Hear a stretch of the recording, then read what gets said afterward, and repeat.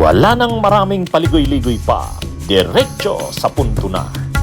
Maiksi lang ang komentaryo, pero diretso sa punto. Maraming kuro-kuro, may tiwali, may totoo. Dito, sa puntong diretso tayo. Punto, diretso. Oh, mga kabunyog, mga kababayan, itong isa pang puntong ito, pag-usapan natin to. Diretso na tayo sa punto. Na-discuss ko na ito pahapyaw noong nakaraang araw. Pero marami pang nagtatanong sa akin, ano ba to, attorney? Pwede bang diretso na? Puntuhan nyo nga ito. Ano ba tong sinasabing tinutuwid o nire-rectify, kinukorek ng ABS-CBN mismong ang Korte Suprema sa parang pagkakamali nito tungkol sa facts na binanggit sa desisyon tungkol dun sa impeachment kay Sara. So ito, ipaliwanag natin to. Ang nangyari ganito mga kabunyog, mga kababayan, diretso na tayo diretso na tayo sa punto. Sa desisyon ni Senior Associate Justice Marvic Yunin, pinapakita niya na hindi nga nasunod yung procedures sa tamang pagsusulong ng impeachment. Hindi nasunod ng House of Representatives o ng Kamara yung tamang proseso. Isa doon sa sinasabi, page 8 yata ng desisyon yon, ng desisyon ni Yunin, nakalagay doon na yung dinalang resolution na naging articles of impeachment, yung trinansmit o dinala noong February 5 ng hapon, yung dinala sa Senado na pinareceive doon, hindi yun dumaan sa plenary voting. Ibig sabihin, hindi pinagbutuhan ng buong Kamara. Hindi na pagbutuhan ng Kamara yun. Hindi dumaan. Yun ang sabi ni Yunin sa kanyang desisyon. Ay syempre kung ganun nga naman, medyo malaking irregularity yun. Bakit hindi pinagbutuhan sa plenaryo, sa plenary? Yun ang sabi ni Yunin sa kanyang desisyon. Na yung desisyon ay yung trinansmit na fourth impeachment complaint ay hindi dumaan sa plenary voting sa Kamara. Ngayon, syempre, kailangan may source si Yunin noon. Mayroon siyang pinagkunan noon. Saan galing yung kanyang information na hindi nga yun pinagbutuhan, yung fourth impeachment complaint? Kasi irregular yun irregularity yun, anomalya yun. May ibig sabihin, may loophole, may hindi nasunod ang proseso. Ang pinagkunan ni Senior Associate Justice Marvic Yunin na information noon ng ganong fact ay yung news clipping ng ABS-CBN ng araw na yon. Linagay niya sa footnote, sa ibaba. Footnote number 30 yata. So sinite niya yung news article na yon. Sinite niya yung news article na yon na hindi nga daw pinagbutuhan ng plenaryo yung fourth impeachment complaint na trinansmit sa Senate. So may defect. Defective yun. Irregularity yun. Kaya isa yun sa mga naging tiningnan ng Korte Suprema sa desisyon nito, kaya diniklarang unconstitutional yung impeachment kay Sara na sinulong ng House. Defective. Pero ito na ngayon, itinutuwid, naglabas ng clarificatory statement ang ABS-CBN. Naglabas, formal yung paglabas ng ABS-CBN ng statement.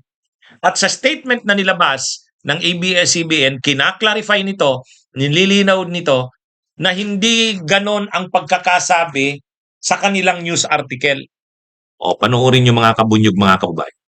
Nang naglabas ng paglilinaw ang ABS-CBN News nitong Miyerkules, August 6 tungkol sa mga artikulong ibinanggit sa desisyon ng Korte Suprema hinggil sa impeachment complaint laban kay Vice President Sara Duterte.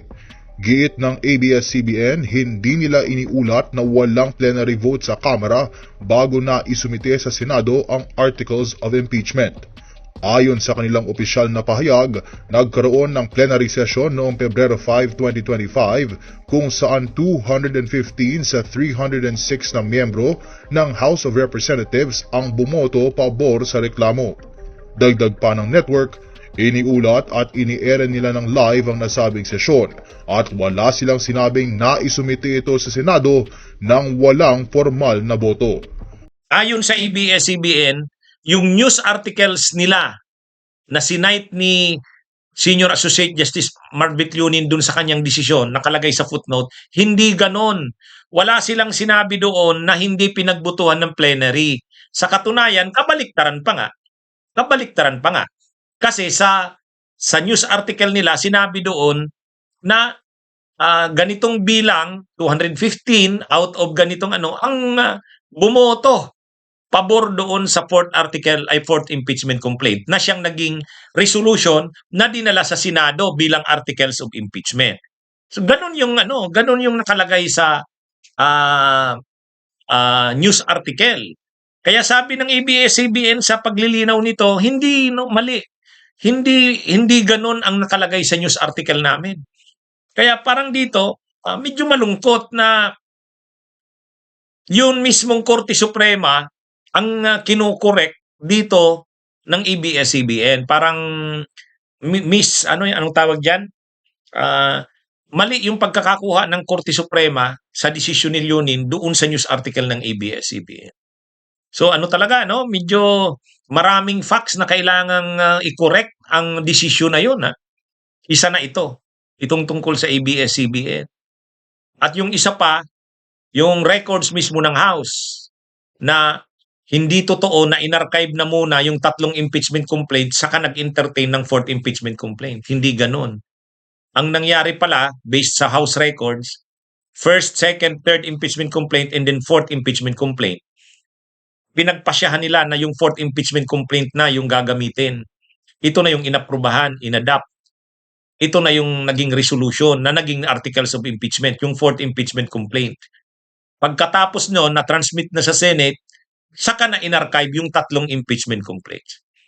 Baliktad doon sa sinabi ni Senior Associate Justice Marvic Leonin na dinismiss na inarchive na muna yung 3 impeachment complaints, saka ngayon nag-entertain ng 4th impeachment complaint. Kaya nag-apply yung 1-year bar rule.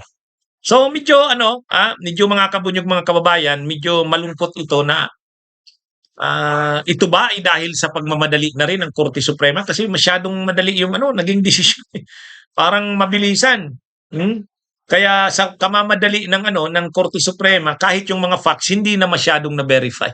Hindi na na-confirm sa mga sources. Ayan. Anyway, makukorek pa naman. Yung normal, okay lang naman magkamali.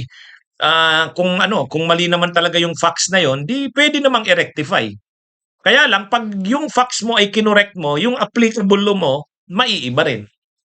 Kaysa naman sa ipilit mo, yung facts mo na mali.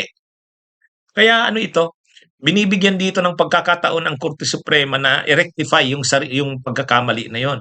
Ang tanong, papakinggan kaya ng Korte Suprema yon? I-consider kaya ng Korte Suprema yon? Yung mga facts na yon na mali pala yung pagkakakuha. Abangan natin. Yan ang malalaman natin sa magiging desisyon sa motion for reconsideration. Okay? Mga kabunyog, ito po ang ating Ponto Diretso. Bunyog, bunyog, halikan na kasama ka. Bunyog, kapag buklod ay may pag-asa. Luzon, Visayas, Mindanao, isa ang pananaw. Sa bagong Pilipinas ang bunyog isisigaw. Bunyog, bunyog.